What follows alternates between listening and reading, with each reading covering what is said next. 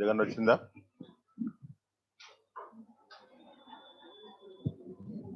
చూడండి ఒకసారి.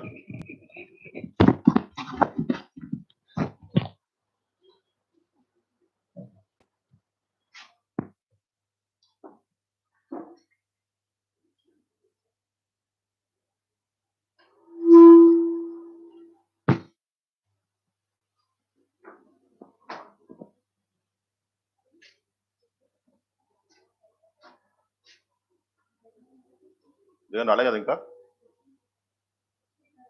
ఫార్వర్డ్ చేయండి.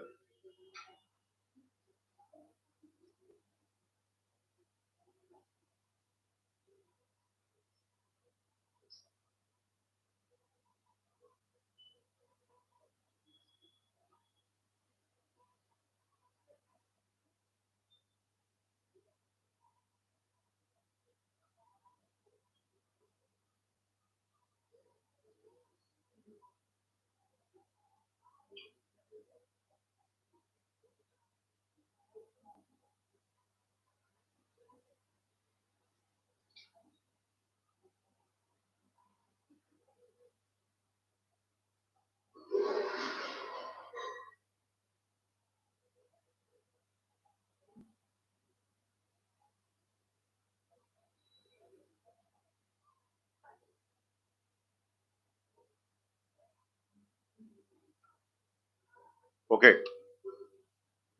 So continuing our sessions. So pinkluation. So it is an initiative by the post offices. You know, Indian Post Payment Banks. So post offices were permitted to take deposits, etc. So at least to act like a bank. So see, you know, India is having large number of post offices, and even they are present in the remotest areas. So anything they initiate, that will be, benefit for a long, large number of people, because their presence is more even in the rural areas. Even in the smallest small village, you can see the post office. Okay, so their aim is to attain the financial inclusion. What is financial inclusion? Everybody should have the access to the modern banking system, and even electronic or what you say, digital payment methods. Like nowadays we are having Google Pay, Phone Pay, etc., etc. Okay, you remember this word pinkluation, financial inclusion initiative by the Indian Post Payments Bank, a 100% government owned entity. Yes, post office is 100% owned government entity, and the Department of Post announced the launch of Fincluation, a joint initiative to collaborative with fintech startup community to co-create and innovate solutions for financial inclusion. Financial inclusion is must. See, suppose if any person is working or enrolled in the MGNREGA, if he is having post office bank account or bank account, then what happens?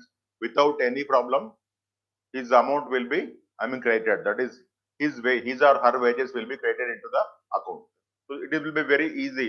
So without any manipulations, or even we can minimize the corruption, and the system will be more transparent. And India made rapid strides in fintech space in global tech world with leading innovations like UPI, Aadhaar. Yes, you are having lot of digital payment modes, including Paytm, Phone Pay, Google Pay, RuPay, India Pay, Bharat Pay, sorry, and even nowadays you are having WhatsApp Pay also. Like UPI, Aadhaar, Pinkluation is a step in this direction. An industry first initiative to create a powerful platform to mobilize the startup community towards building meaningful financial products aimed at financial inclusion. Financial products aimed at financial inclusion. Financial inclusion is must. All the time you cannot carry the purses. Okay, so it is must, and financial inclusion. So of course, just now I told you, even the corruption can be minimized. Now take the example of Raitu Bandhu scheme of Telangana. No question of corruption.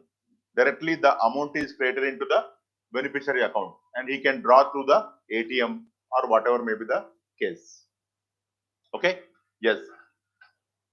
Then Fincluation will be a permanent platform of IPPB, Indian Postal Payment Bank, to co-create inclusive financial solutions with participating startups. So actually, whenever you are writing the mains, what steps are taken by the government to attain the financial inclusion? or to see that the standard of living of people is increased. Then you can write all these programs or initiatives. Inclusion invites startups to participate. Ideate means to give the ideas, develop and market into and tailored products. What is the meaning of tailored products? Tailored products are nothing but they are customized products. What is the meaning of tailor? Tailor means one who stitches the cloths according to our dimensions or sizes. That is a tailored product or customized products. Okay. Yes. Startups are encouraged to develop solutions aligned with any one of the following tracks. First is creatization. What is the meaning of creatization? Create credit.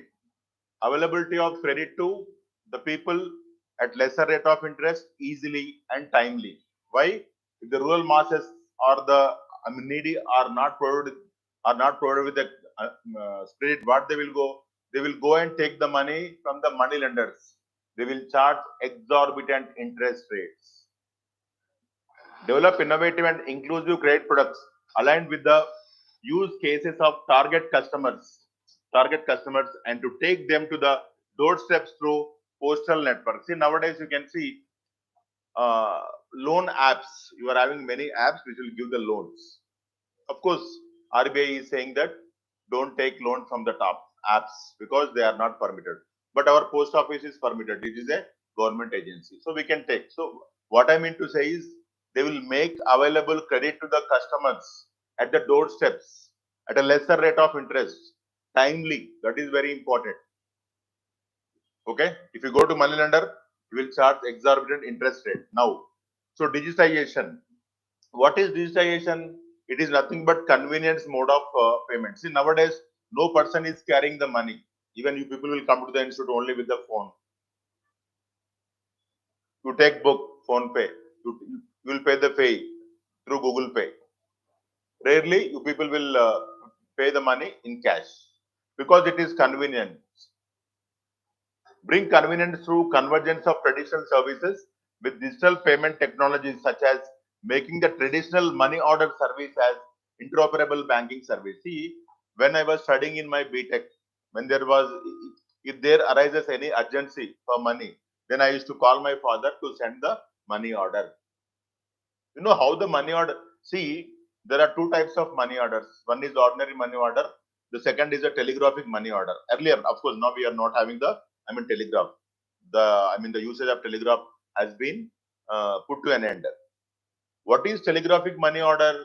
As soon as I called my father, please send me money as early as possible. Then what happened?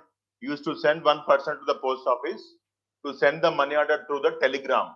So instantaneously, the postmaster used to send the MO order through telegram, and within very hardly 1 hour or 2 hours, I used to get the money. But the charge was very high. Maybe for 100 rupees, they might have take 2 rupees, I think. Yes, charge was very high. Telegraphic money order. Okay. Now, see, now you people are saying in the hostels, anybody getting the money through money order? No.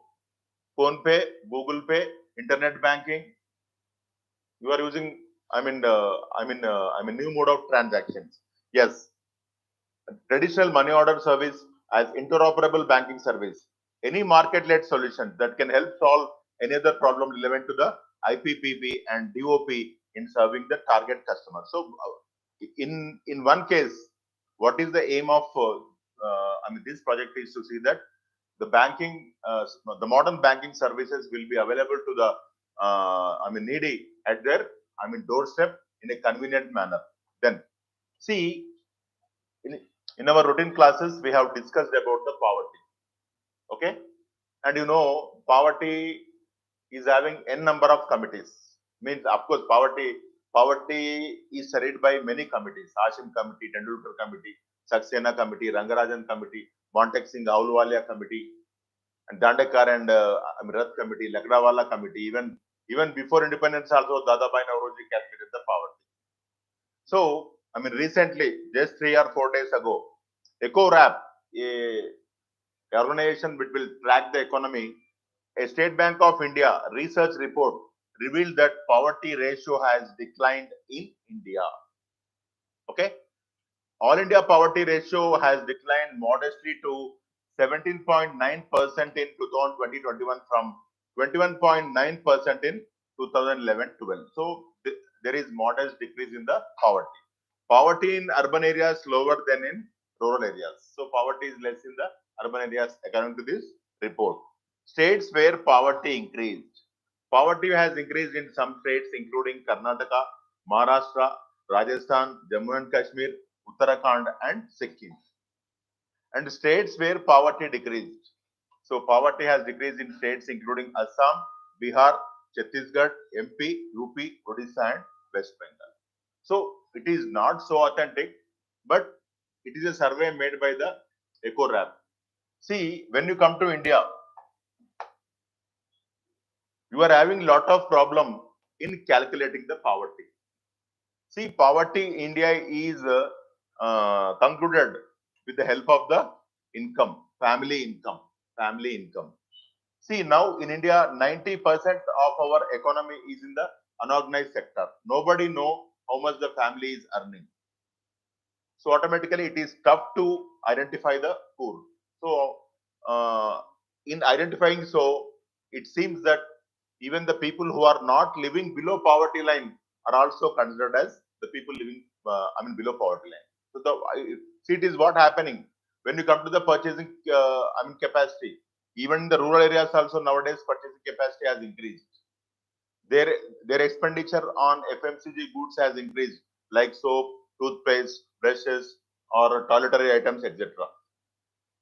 So it is a tough job in India to calculate the poverty, but still they made an attempt to do so. Now, see, father of PSU in India, V. Krishnamurthy passed away. You know what is meant by public sector unit? In our routine classes, we have discussed that if in any company, if the stake owned by government is 51% or more, it is called as PSU. Okay.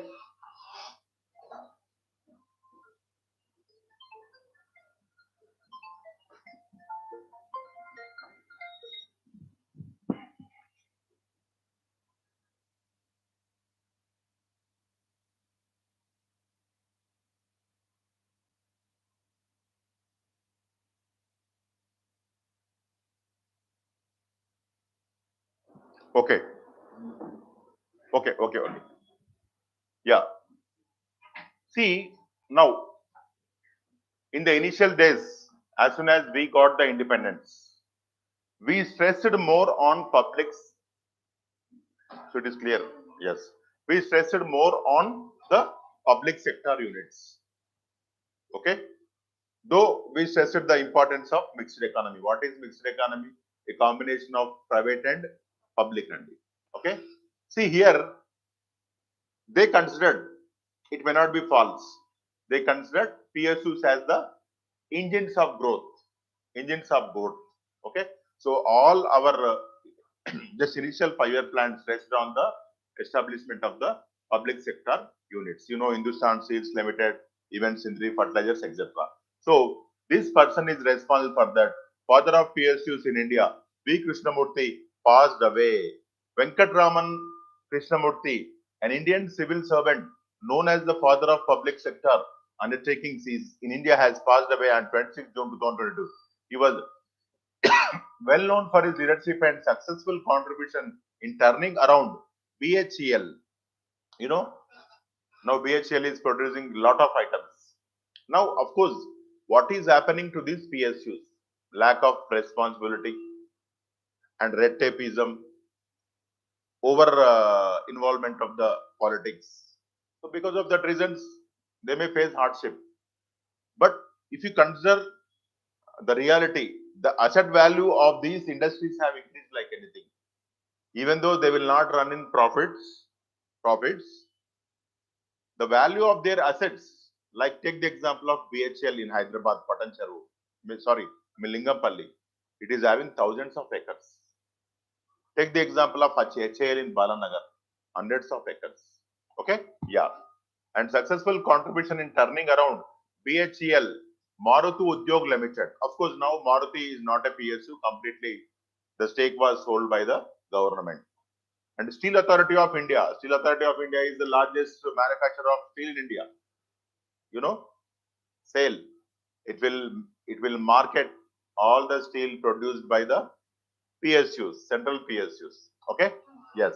And GAIL, Gas Authority of India Limited, into the most profit-making industry in India. And he also worked with India's first Prime Minister, Jawaharlal Nehru, at the Planning Commission from 1954 in the second 5-year plan, in charge of power projects, and then with the former Prime Ministers Lal Bahadur Shastri, Indira Gandhi, Morarji Desai, Rajiv Gandhi, Manmohan Singh.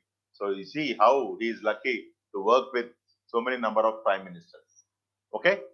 In the government of India, he was awarded with the Padma Shri, Padma Bhushan and Padma Vibhushan. He was also awarded with the Grand Cordon of the Order of the Rising Sun by Japan. So, in state services, such questions may appear. Who is called as the father of public sector? Okay, yes. Now, International Day of Tropics. International Day of Tropics. What is meant by tropics?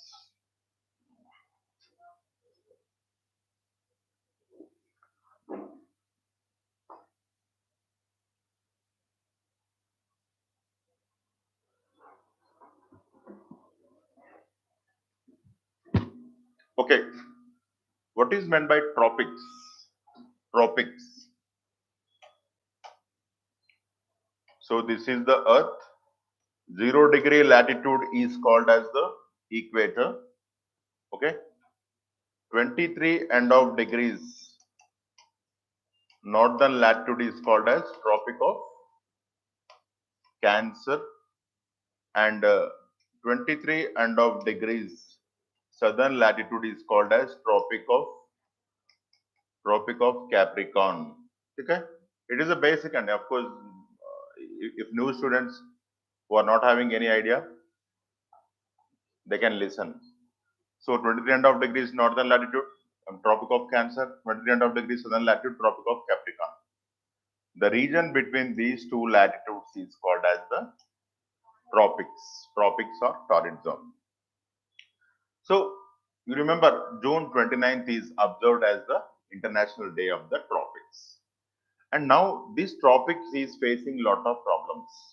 The impact of global warming is more on this region. And in this region, there is a possibility of cultivating more and more varieties of the crops also. It is the reason why it is giving shelter to almost more than 2/3 of the world's population. And again, I mean, near to the equator, you are having the tropical evergreen forests, because there will be always heavy rainfall and high temperature. And even in this region, rubber, cocoa, etc. are widely cultivated. So now this region is facing threat. One is global warming and excessive lumbering. What is meant by lumbering? So commercial exploitation of timber is called as the lumbering. Okay, and even food crisis because of overpopulation. Okay, all these problems are in this tropics. The International Day of the Tropics is observed on June 29th annually. The day highlights the challenges faced by the nations of the tropics and the opportunities their citizens have access to. Take the example of India. 50% of India lies in the tropics. Tropic of Cancer passes through India through how many states? Online students, Tropic of Cancer in India passes through how many states?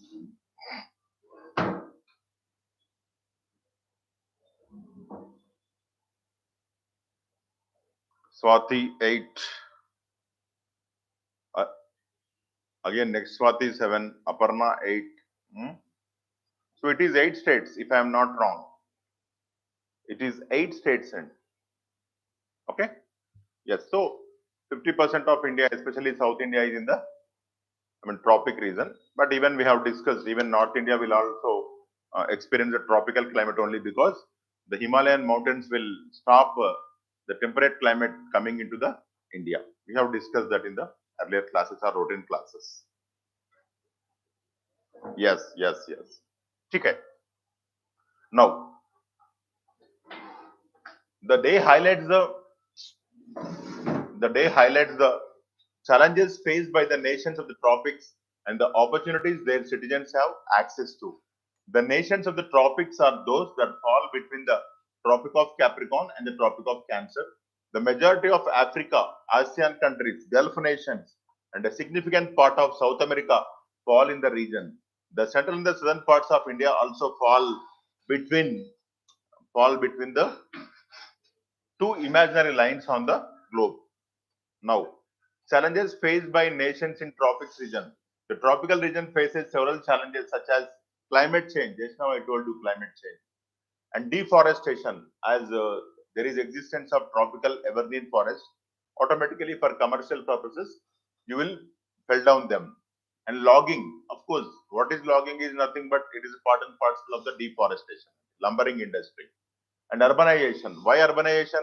Because this region is having many cities, okay, and even it is also having lot of resources. Automatically, more population will migrate to the urban cities, and demographic changes means sex ratios, abnormal explosion of population.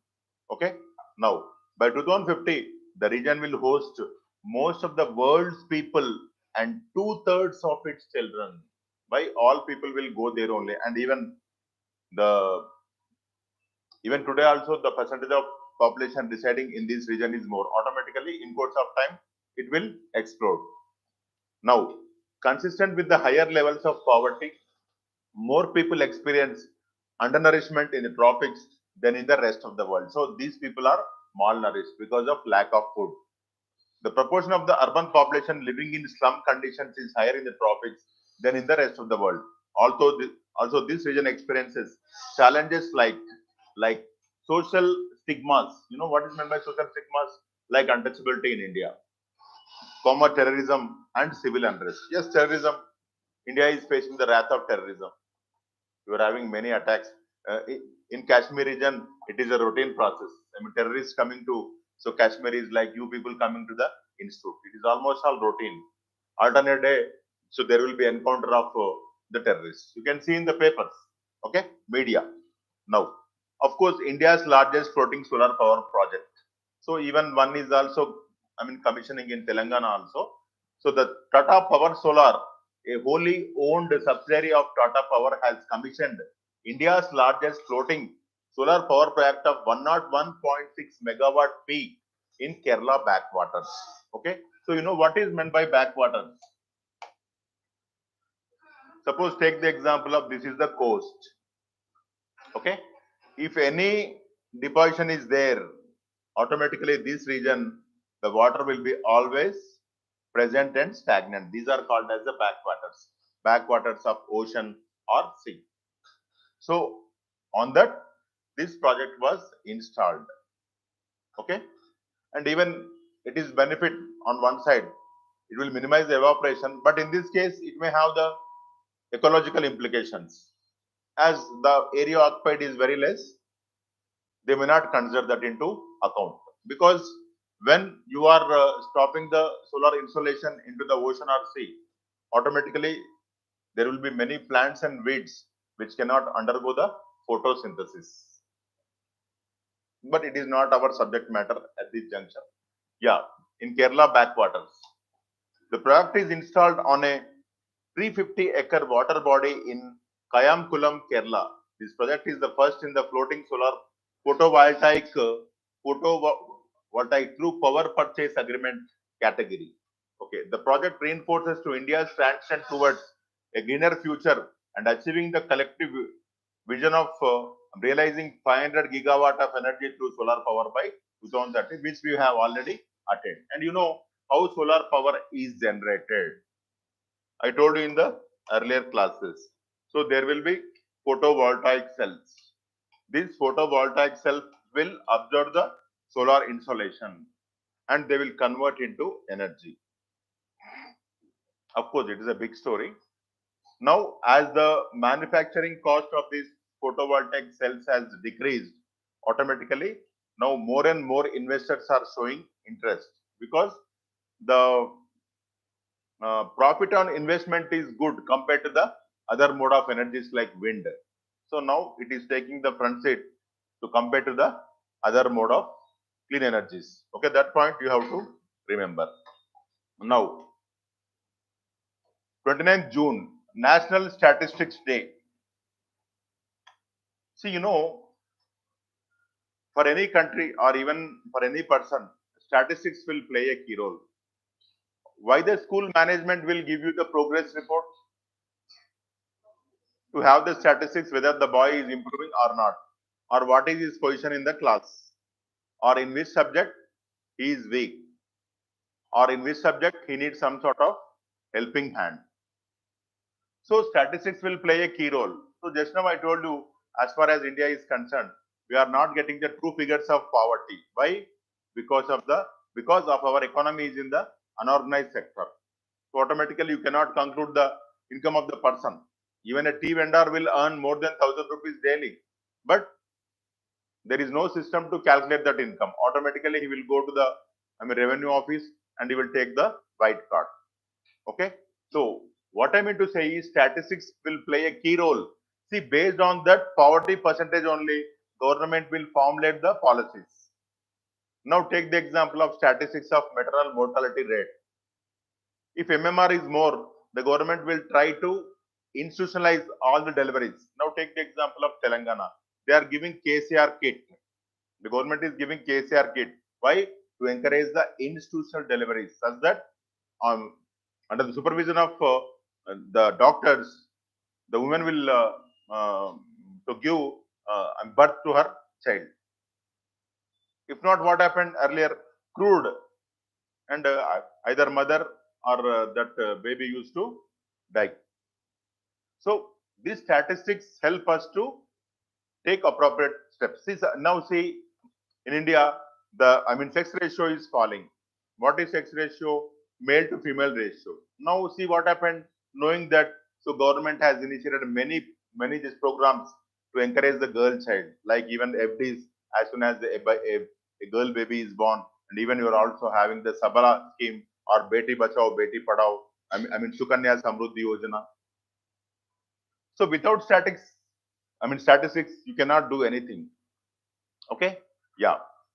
In recognition of the notable contributions made by Professor P.C. Mahalanobis in the fields of statistics and economic planning, Government of India has designated 29th June every year, coinciding with his birth anniversary, as Statistics Day. P.C. Mahalanobis, excellent person to give an impetus to the Indian economy. He played a key role in formulating many 5-year plans. Okay? Yes. The objective of this day is to create public awareness, especially in the younger generation, for drawing inspiration from Professor Mahalanobis about the role and importance of statistics in socio-economic planning and policy formulation. Just now I told you, you can decrease the MMR, even you can increase the sex ratio. You can, if you are having the good statistics, you can calculate the dropouts in the school, why they are leaving the school in between. Everything you can conclude accordingly. You may formulate the policies. Without statistics, what you will do? Nothing. The theme of Statistics Day 2022 is data for sustainable development. What is sustainable development? Development without harming the needs of future generation. Adi. On this day, MOSPA full form ఏంది? So Ministry of Statistics and Program Implementation announces Professor P.C. Mahalanobis National Award in Official Statistics and Professor P.V. Sukatme National Award for Lifetime Contribution in the field of statistics. So you remember P.C. Mahalanobis and remember the importance of statistics, and try to remember the 29th June, which is celebrated as the National Statistical Day. And just now I told you, without statistics, you cannot initiate any program. You cannot formulate any program. That is very important.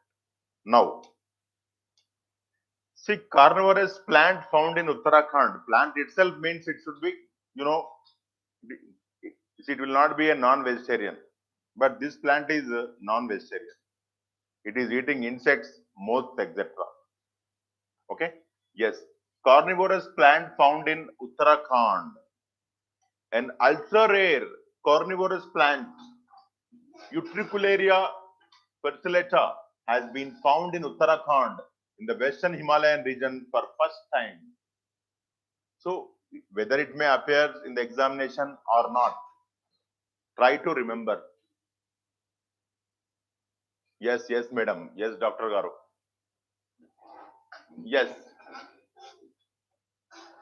it was found in Uttarakhand's Mandal Valley, Chamoli district, at an altitude of 4,800 feet. You know what is the meaning of altitude, height? The plant was last seen in the country in northeastern Meghalaya state in 1986. The plant belongs to the genus commonly known as bladder rods, which uses one of the most sophisticated and developed plant structures for trap, and its targets range from protozoa to insects, mosquito larvae, and even the young tadpoles. That is frog. Frog. Its operation is simply based on a mechanical process, that is by creating a vacuum or negative pressure area to draw prey inside the trap door. These plants are mostly found in fresh water and wet soil. The species face threat due to heavy biotic pressure because of being at a tourist spot. So try to remember a unique thing. A plant is carnivorous, and try to remember the name and the place where it was found. Uttarakhand. And Utricularia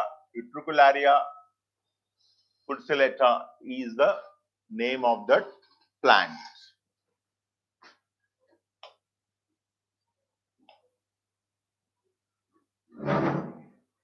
Yeah.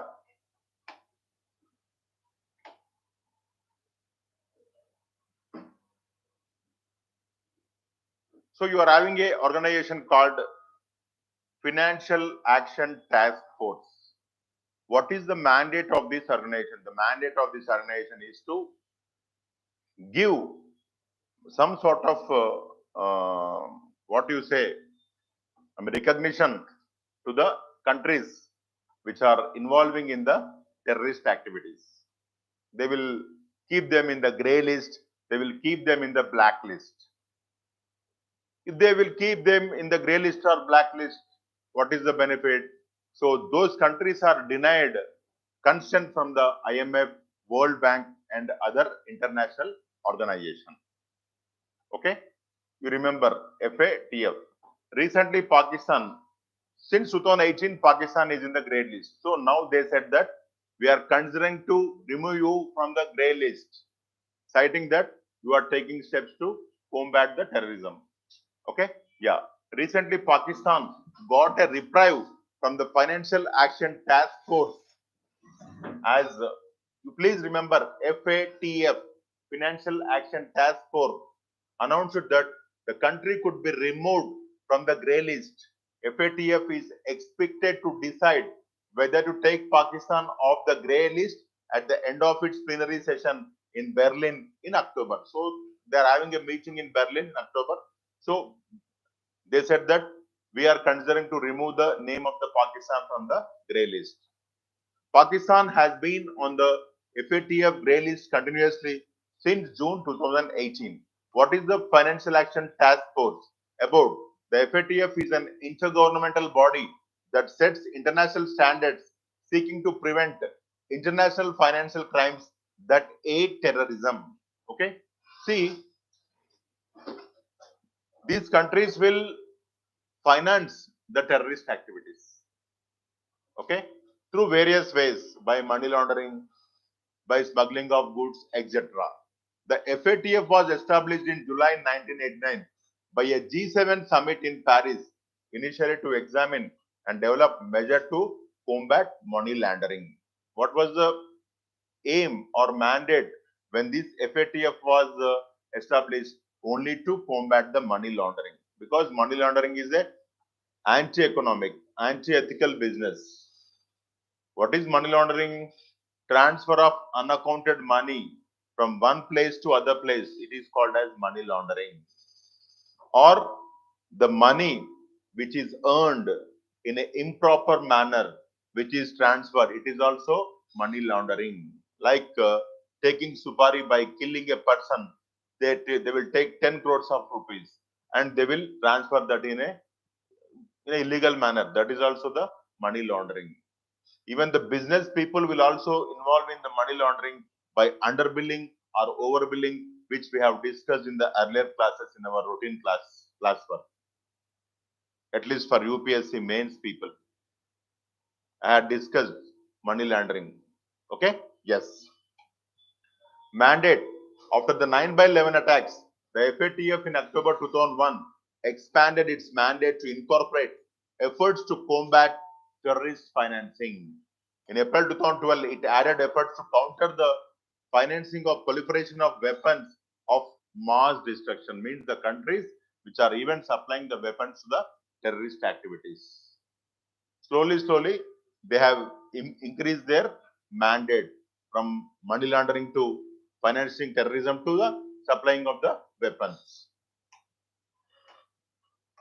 The FATF has developed the FATF recommendations or FATF standards, which ensure a coordinated global response to prevent organized crime, corruption, and terrorism. You know, corruption, it is a evil in the present society. What is organized crime? Means pre-planned crime is called as the organized crime by sending false WhatsApp messages or the of course I don't know whether it is organized or not. Take the example of Uttarakhand Secunderabad railway station. Police personnel and all the agencies are saying that it is a organized crime. They have sent the WhatsApp messages. They are pre-planned. They got petrol bottles from the nearby petrol pump. So what I am saying is, by reading in the newspapers, I don't know what is what, but still they are saying it as a organized crime. Yeah, over 200 jurisdictions around the world have committed to the FATF. Recommendations through the global network of 9 FATF style regional bodies, FSRBS and FATF membership. Composition. The FATF currently comprises 37 member jurisdictions and 2 regional organizations, European Commission and Gulf Cooperation Commission are the 2 regional organizations which are part and parcel of FATF, representing most major financial centers in all parts of the globe. India has been a member of the FATF since 2010. This point you try to remember whether India is a member of FATF or not. Yes, it is a member since 2010 because we are Indians. We are concerned more about the Indians. India.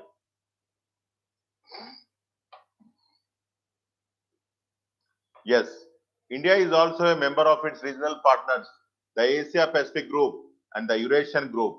Headquarters, its secretariat is located at the Organization for Economic Cooperation and Development, OECD, headquarters in Paris. You can first you write down how many organizations are having its headquarters in Paris. That is better. It is hosting headquarters for many international agencies. Okay? Yes. List under FATF. Grey list. Grey list. Countries that are considered safe haven for supporting terror funding and money laundering are put in the FATF grey list. So now still Pakistan is in this list. Yes, terror funding. Okay, you know,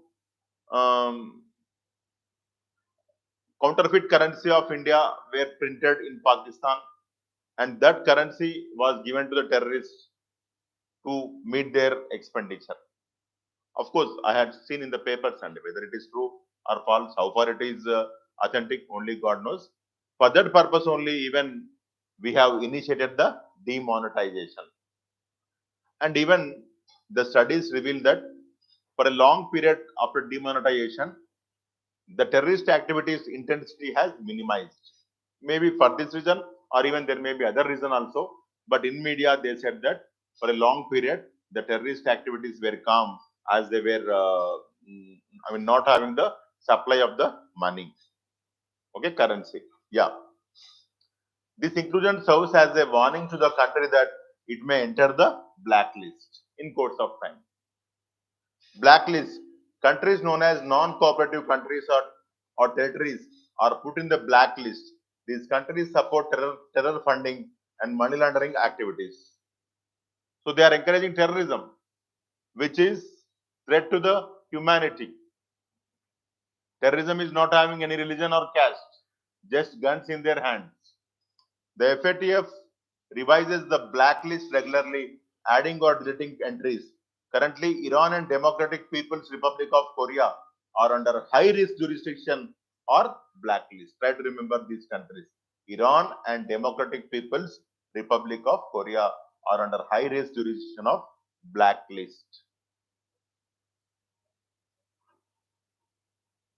Now, sessions. The FATF plenary is the decision-making body of the FATF. They will take the decision which country should be removed from the grey list or which country should be added in the black list. What is the grey list and why is Pakistan on it? Grey listing means FATF has placed the country under increased monitoring to check its progress on measures against money laundering and terrorism financing. The grey list is also known as the increased monitoring list, means they will check whether their activities to give impetus for terrorism are increasing or not. If it is increasing, they will keep that country in the blacklist in course of time. If it is not increasing, if it is decreasing, they will be removed from the grey list. Now they wanted to remove from the grey list.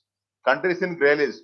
As of March 2022, there are 23 countries on the FATF's increased monitoring list, officially referred to as jurisdictions with strategic deficiencies, that include Pakistan, Syria, Turkey, Myanmar, Philippines, South Sudan, Uganda, and Yemen. These are the countries in the grey list. So, only one of our neighbor, that is Pakistan, even Myanmar is also in the list of this grey list. Removal from the list. To be pulled out of the grey list, a country has to fulfill the tax recommended by the FATF. For instance, confiscating properties of individuals associated with the terrorist groups. So suppose they will arrest and confiscate the properties of the terrorist leaders or terrorist outfits.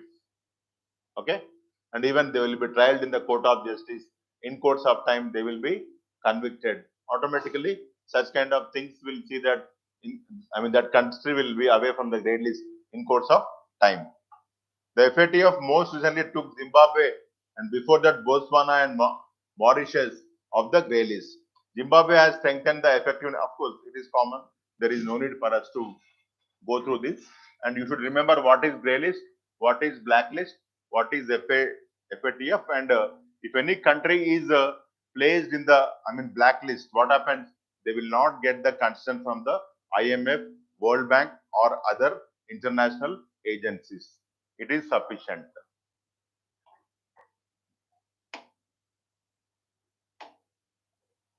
So next is the wetlands.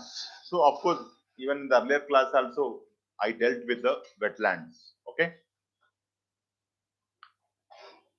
So wetlands are very important because they are considered as a carbon sinks and also they will have biodiversity. And even they will act as a cushion against calamities like the tsunamis. If there are wetlands, you will have a lot of trees. If there are trees, the impact of tsunami waves will be minimized. And you know, India is a signatory for Ramsar Convention and Montrex Protocol to conserve the wetlands. Okay, yes. So now what is happening? So these wetlands are subjected to harm because of the climate change. So now we have to take care of these wetlands because they are acting as the carbon sinks. If they act as carbon sinks, the global warming problem will be minimized.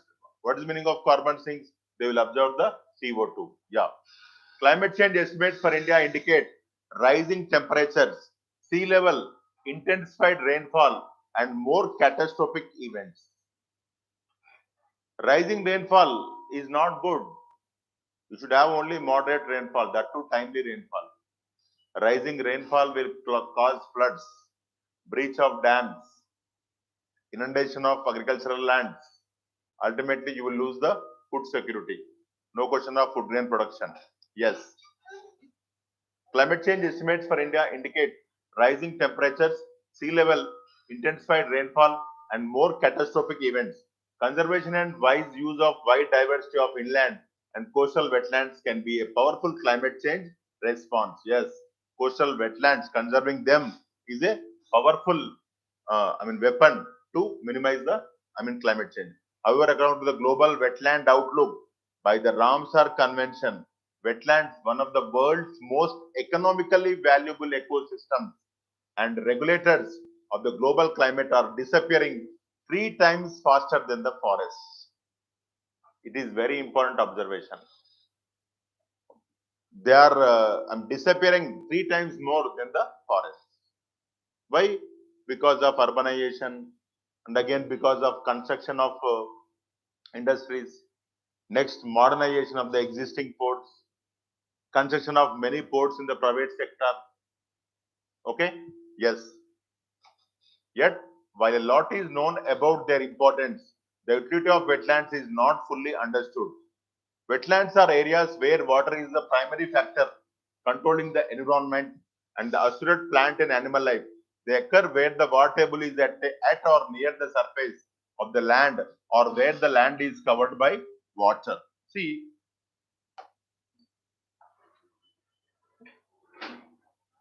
whenever the river is joining with the ocean, so this is a say ocean water. This region you will have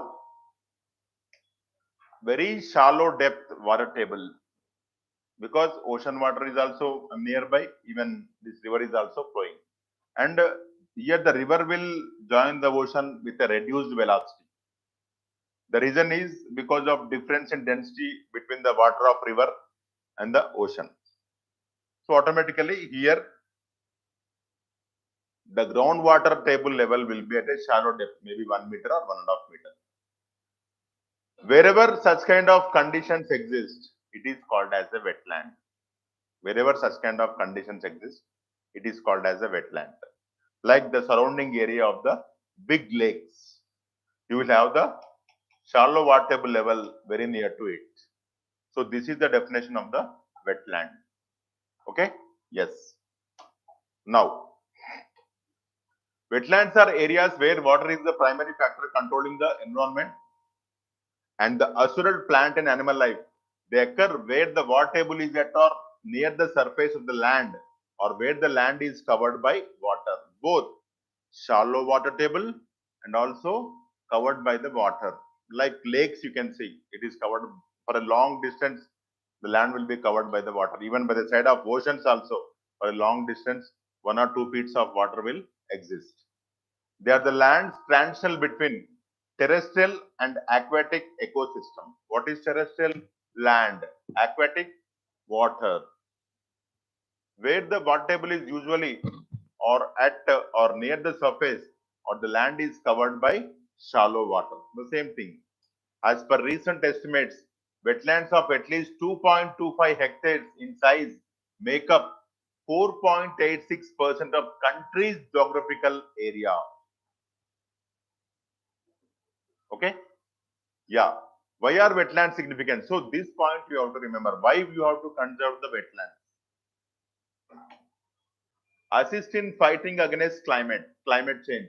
Wetlands assist in stabilizing CO2, carbon dioxide, CH4, methane. We have discussed in the last classes in this YouTube channel only. Methane.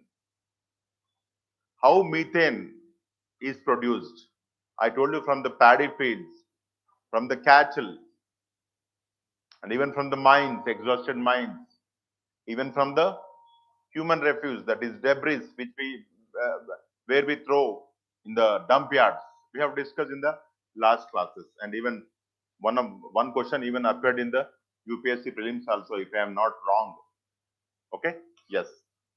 Now, nitrous oxide and greenhouse gas concentrations, by minimizing climate and land use mediated GHG releases, and by GHG means greenhouse gases, and by boosting the potential to actively collect CO2 from the atmosphere and sequester carbon, means sink, it will absorb and sink it into the soil and that is the work of these wetlands. Wetlands also help reduce the risk of disasters such as floods by protecting coastline. Just now I told you, even the trees which grow in these wetlands will also minimize the velocity of tsunami wave. There is no doubt in it. Yes. Sequester carbon. Wetlands, microbes, plants and wildlife are part of global cycles for water, nitrogen and sulfur.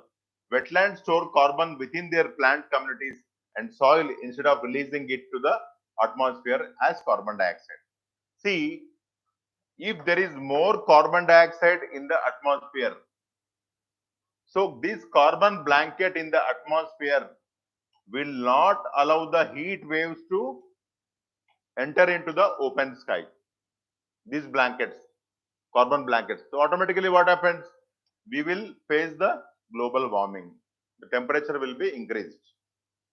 So these carbon blankets will not allow the warm terrestrial radiation to enter into the atmosphere. Okay? Yes, that you have to remember. Now, salt marshes and mangrove swamps are known to accumulate soils vertically. Significance of peatlands. The term peatland means the lands which have the moisture. They are called as peatlands. And okay, significance of peatlands. The term peatland. The term peatland refers to the peat soil and the wetland habitats growing on the surface. They account for just 3% of the world's land surface, but store twice as much carbon as forests. So, whether wetlands will store more CO2 or forests. So, wetlands will store twice as much as forests, thus playing a crucial role in delivering global commitments on the climate crisis, sustainable development, and biodiversity. You know what is meant by biodiversity? Giving shelter for large number of species, by which our food chain will strengthen. If food chain strengthens, ecosystem will survive. Peatlands, one of the world's largest carbon reserves, are sparse in India and require immediate attention. So we are not having the peatlands. So we have to see that wetlands are conserved. Paradise for migratory birds. Millions of migratory birds flock to India and wetlands are critical to this annual phenomena. Ecologically dependent on wetlands, migratory water birds connect continents, hemisphere, cultures and societies through their seasonal movements. So if you will not conserve that, automatically they will become extinct. That birds will become extinct. Now, take the example of Kolleru Lake. Kolleru Lake will host the spot-billed pelican migratory bird. Okay, a diversity of wetland communities offers essential stopovers for birds. Next, cultural and tourism importance. Yes, tourism is also very important because tourism will create employment opportunities. Last class also we have discussed a point in relation to the tourism. We had a gap of 15 years because I was not feeling well and I was hospitalized. We were discussing about the importance of tourism. Okay, see, cultural and tourism importance. Many people will get the livelihood. Hotels and even ship drivers. Okay, guides and different varieties of chefs. Suppose if you go to Orissa, we people are the Andhra Telangana people.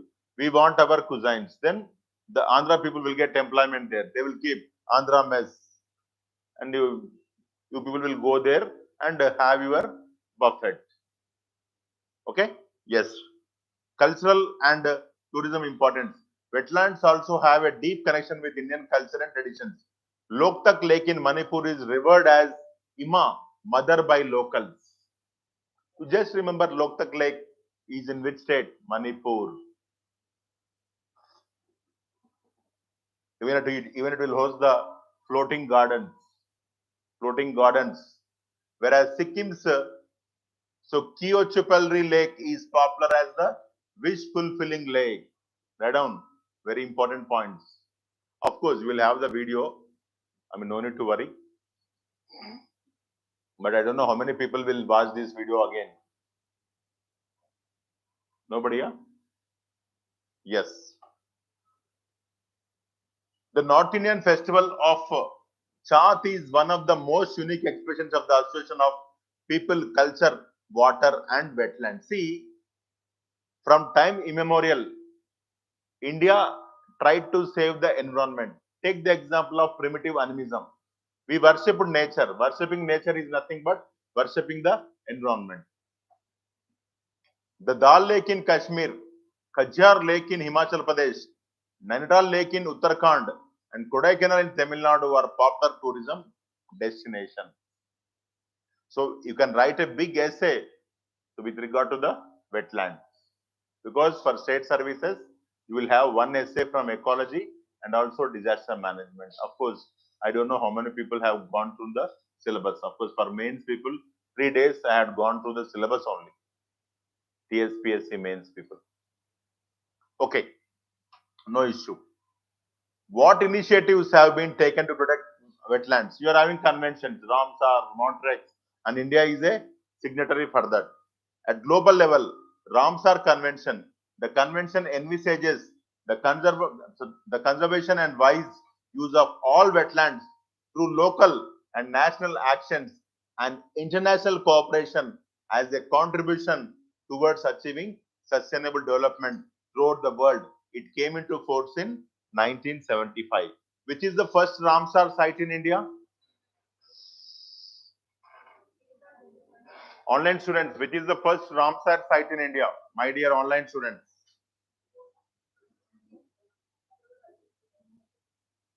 I think there are two.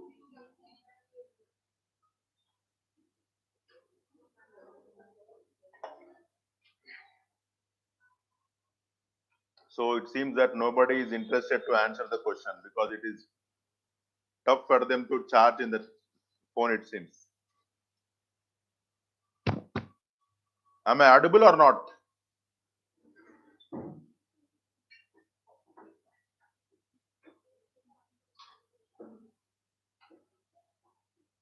One is Chilka Lake.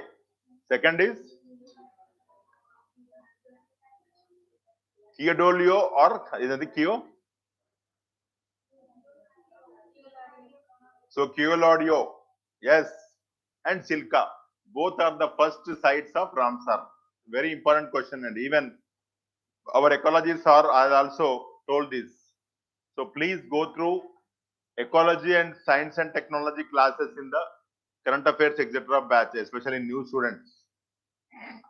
Old students, please guide the new students what they have to study. You will not guide, only you will share their food. Yes, my dears. Yes. And Montrex Record, even in the earlier class also we have discussed about the Montrex Record.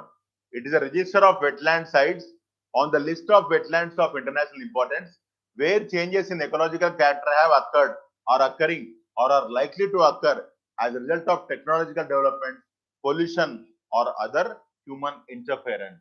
So this record is more important than the convention. Accordingly, they will suggest the measures. It is maintained as part of the Ramsar list. And you remember World's Wetlands Day, it is celebrated every year on the 2nd of February across the globe. So of course, the more problem is daily you will have one or other day. Yesterday it was Doctor's Day. I think today is also some other day. No other day is there? Yes. Yes. World's Wetland Day, it is celebrated every year on the 2nd of February across the globe. This day marks the date of the adoption of the Convention on Wetlands on 2nd February 1971 in the Iranian city of Ramsar. We are having a lot of information, static and also dynamic part.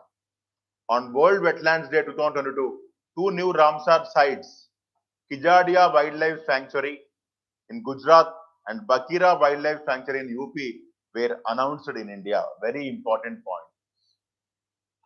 So on this day, on World Wetlands Day 2022, two new Ramsar sites, Kijadia Wildlife Sanctuary in Gujarat and Bakira Wildlife Sanctuary in UP were announced in India.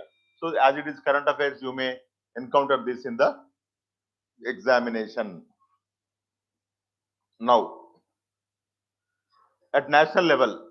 So you are having many acts made by the government of India, like Wildlife Protection Act, Forest Conservation Act, Pollution Control, etc., etc. Statutory protection. In India, the wetlands are regulated under the Wetlands Conservation and Management Rules 2017. So if you are writing mains, you should know this. The 2010 version of the rules provided for a central wetland regulatory authority, but new rules of 2017 replaced it with state level bodies and created a national wetland committee which functions in an advisory role. Action plan of Ministry of Environmental, Forest and Climate Change. The Ministry of Environment, Forest and Climate Change supports the implementation of management action plans for over 250 wetlands under schemes such as National Plan for Conservation of Aquatic Ecosystems, mangroves and coral reefs, and integrated development of wildlife habitats. Okay. Towards our commitment under the Ramsar Convention, India has designated 49 Ramsar sites and is likely to expand the list to 75 wetlands. What are threat to wetlands? So this concept you have to be clear. Then we have to minimize these threats to save the wetland ecosystem. Human activities. As per the Intergovernmental Science Policy Platform on Biodiversity and Ecosystem Services, global assessment, wetlands are the most threatened ecosystem due to human activities and global warming. See, if temperature increases by 1 degree, it is said that many living creatures will die. If that wetland is very near to the ocean, if because of global warming, if the glaciers melt, automatically what happens? The wetland will be subjected to the inundation. Over. Yeah. The National Wetland Decadal Change Atlas recently published by the Space Application Center indicates declining natural coastal wetlands, reducing from 3.69 million hectare to 3.62 million hectare in the last decade. Urbanization. Wetlands near urban centers are under increasing developmental pressure for residential, industrial, and commercial facilities. Areas surrounded by urbanized wetlands are expected to lead to a coastal squeeze in the face of sea level rise, ultimately leading to the wetland land. Just now I told you, even because of global warming also, sea level will rise. Automatically, this wetland will be subjected to the inundation. Climate changes. Climate change and linked drivers and pressures are highly likely to increase vulnerability of wetlands. Increased air temperature, shifts in precipitation, increased frequency of storms, droughts and floods, increased atmospheric CO2 concentration, and sea level rise could also affect wetlands. Many points, all the natural calamities will affect the wetlands. Maladaptation. Wetlands are also exposed to the risk of maladaptation, the likelihood of adverse impacts on this ecosystem in response to adaptation actions in other sectors.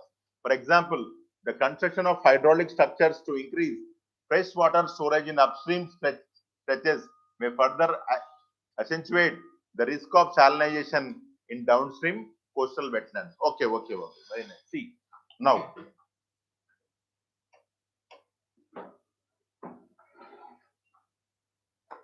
see, actually what happens, you are having a concept called as interlinking of rivers. Interlinking of rivers.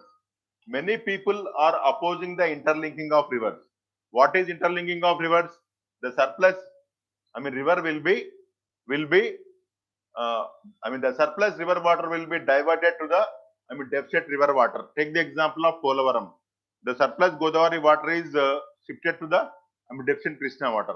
So what you will do? You will construct a dam, that is hydraulic structure, maybe dam, weir or barrage. So when you construct here, so the smooth flow of water toward the ocean is obstructed. Understand? So this is the fresh water which is joining with the ocean. So by constructing a dam, what you are doing? You are not allowing the water to enter into the ocean, or at least the amount of water received is lessened. So what happens in this wetland region? As there is no supply of fresh water, the salinity will increase. When salinity increases, many trees cannot survive. When salinity increases, many living organisms in the water cannot survive, because every person will have certain pH standards for their survival. Can we drink acidic water? Your intestines will get damaged. Okay? I hope you understood this problem or issue, why the wetlands are subjected to threat because of this construction of hydraulic structures. So fresh water is not allowed into this region. Automatically, the salinity will increase because it is not mixed. So in course of time, they will be subjected to the hardship, and even the plants will also die because of high salinity. Okay. Now, what or will be the impacts of degrading wetlands? Degradation of wetland diminishes landscapes capability to absorb and moderate floods, droughts and storm surges. Okay. See, whenever there is wetland, that is by the side of this river, okay,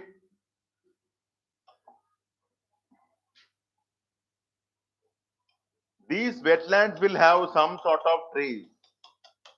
So this will minimize the impact of flooding or spillover of water to the other region. One thing. Again, see, you know what is meant by storm surge? What is meant by storm surge?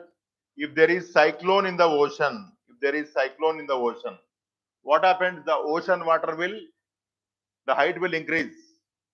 Okay, so that is called as storm surge. And then if there are no wetlands, the storm surge will have more impact on the nearby habitations.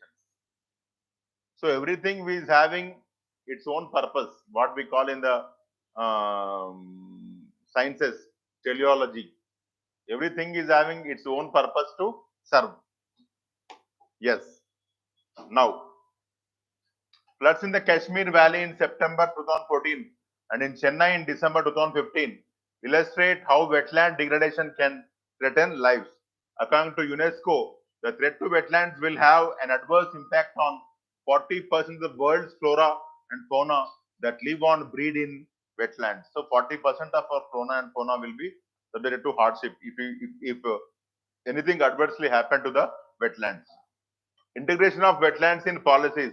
India's emission pledges at the Glasgow. So now we are trying to minimize the CO2 emissions, carbon emissions, by replacing the fossil fuels by the clean energy like solar power. Now diesel vehicles, petrol vehicles are replaced by the electricity vehicles. Now we can see on the roads more and more electric vehicles are flying, even cars also. MG Hector electric car is having lot of demand in the market. And even yesterday I had seen news in the paper. Old buses are converted into the new electric buses just by changing the engine. Okay. Yes. Summit include net zero emissions by 2070, so reducing carbon emissions by 1 billion tons and reducing the carbon intensity of the economy to be less than 45%. Including wetlands, blue carbon can assist towards this goal, which is presently overlooked in absence of systematic wetland carbon inventories. Inventories means deposits. Integrating wetland conservation and wise use into disaster risk reduction policies and programs provides cost-effective and no regrets options. It is also essential to ensure that conservation action is not led by the role of wetlands in carbon cycles alone.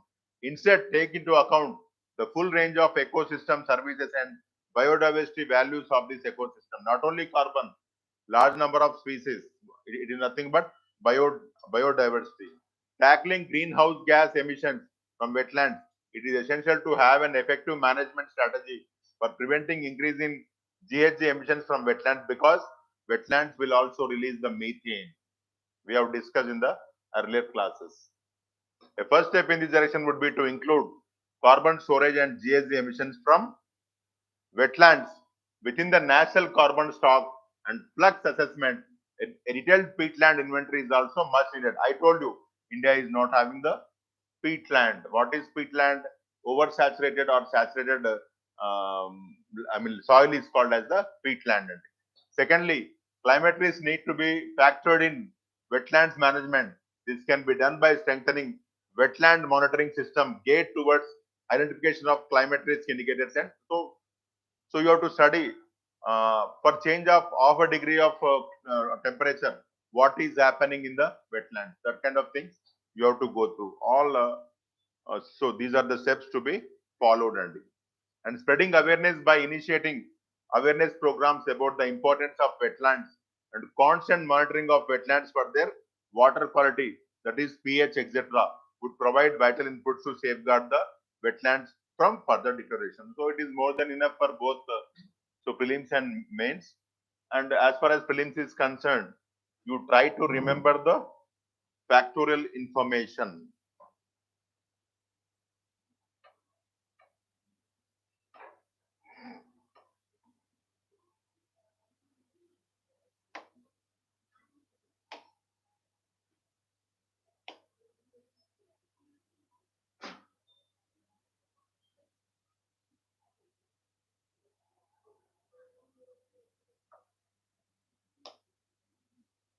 Okay, a small topic, and I will complete and leave you.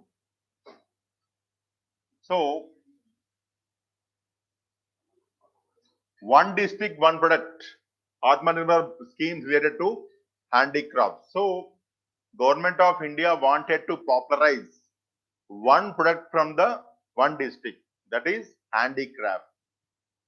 So, why handicraft? Because handicraft will create lot of employment opportunity and self-sufficiency, and again they will use the locally available natural resources. So for that purpose, Indian government wanted to just give impetus to the handicraft industry. Within 5 minutes I will complete, don't worry. Recently the Ministry of Textile inaugurated the Lota shop at National Crafts Museum, New Delhi. The shop was opened by Central Cottage Industries Corporation of India Limited, popularly known as the Central Cottage Industries Emporium. It showcases fine handicraft, curious souvenirs, handicrafts, and all items handy. The government also reiterated that it is working towards one district, one product. So from each district, one product should be encouraged. One district, one product, which will give impetus to the handicraft sector as well as the artisans. Who are artisans? Who are pioneers in making the items. What is one district, one program? The One District, One program was launched by the Ministry of Food Processing Industries to help districts reach their full potential, foster economic and social cultural growth, and create employment opportunity. It is common, and there is no need to worry about that. What is the objective? It's aimed to identify, promote, and brand a product from one district. And again, the next thing is, even the government will support them in marketing. And even the government will also support them in technology. The government will also support them in R&D, research and development. And even they will allow these artisans to sell their commodities through e-platforms, e-commerce. Automatically what happens? The demand for these products will increase. Automatically artisans will benefit a lot. To turn every district in India into an export hub through promotion of the product in which the districts, specialize. Nowadays, the export of these handicrafts have increased a lot because foreign people like our Indian handicrafts. Now, what is status of handicraft sector in India?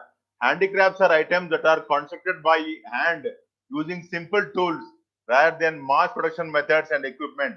While very similar to basic arts and crafts, there is one key difference with handicrafts. The items produced as a result of the efforts are designed for a specific function or use as well as being ornamental in nature. Some handicrafts, take the example of bag, you may use for carrying items. Some may be purely ornamental. You can, stick it to the walls. Okay. The handloom and handicraft industry has been the backbone of India's rural economy for decades. India produces woodware, art metal wares, hand printed textiles, embroidered goods. You know what is meant by embroidery? Like you putting flowers on the clothes, etc. Designs and sculptures, imitation jewelry. You call it by 1 gram gold or something like that one. okay, and pottery, glassware, attars. What is meant by attars? Scents and perfumes, and agarbattis, incense sticks. Okay, yes. India is one of the largest handicraft exporting country. Very important. In March 2022, the total handicraft export, excluding handmade carpets from India, was $174.26 million, which was an 8% increase from February 2022. During 2122, the total exports of Indian handicraft were valued at $4.35 billion, a 25.7 increase from the previous year. Abnormal increase. Why this sector has to be given importance? Because it is the largest employment generator. More and more people are involved in that. And all the items manufactured by them are eco-friendly, which is the need of the hour.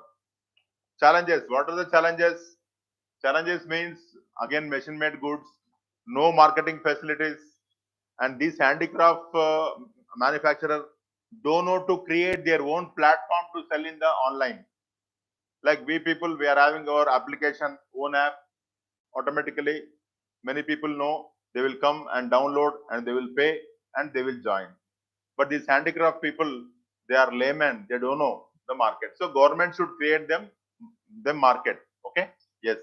Artisan face challenges such as inaccessibility of funds, low penetration of technology, absence of market intelligence, and poor institutional framework for growth. Yes, a haldi powder which is manufactured in village may be more better than a packed haldi powder. But the packed haldi powder will give huge advertisements. Automatically, people will buy that. But this one, even it will not have any label also, nobody will purchase that. Okay? Yes. In addition, the sector is plagued by implicit contradiction of handmade products, which are typically two odds with scalar production. What factors support the growth of sector? Government schemes. Okay, of course, now the government has initiated many schemes and rise of dedicated trade platforms means only to sell the handicraft goods. A platform only to sell the handicraft goods should be created. Yes, now government is taking that into consideration. And even the handicraft industry or the people are given some sort of technology assistance. Technology that can help cross boundaries has proven to be a boon for the handicraft industry. E-commerce, yes, now they can sell through the e-platforms. Exports versus imports. In the last 5 years, exports of Indian handicrafts have gone up by more than 40%, as 3/4 of handicrafts are exported. Indian handicrafts are majorly exported to more than 100 countries, and the US alone constitute about a third of India's handicrafts. Okay, change in behavior of artisans. To generate enhanced income, artisans adapt to new skills and create products that meet new market demands. Thus, on account of the introduction of technology and the ease it brings to their table, there is a significant change in the behavior of sellers and buyers of handicrafts. See, to the traditional method, a small technology is added by which the goods has been refined to have more access to the market, and it is liked by more people. And even the person is also manufacturing more goods. Earlier he was manufacturing only 5. Now because of usage of technology, now he is manufacturing 20. So I mean, the economics of scale concept will benefit him a lot. That point. And government schemes, Ambedkar Hastashilp Vikas Yojana, and mega cluster scheme, marketing support and services scheme, and research and development scheme, national handicraft development program, okay, and a comprehensive handicraft cluster development scheme. So such kind of export promotion council for handicrafts, totally only for this I mean handicrafts. Such kind of schemes will encourage the handicraft industry, and it is must because you have to minimize the imports and you have to increase the exports to attain the concept of our Atmanirbhar Bharat. Thank you. God bless you. Meet for this class next week.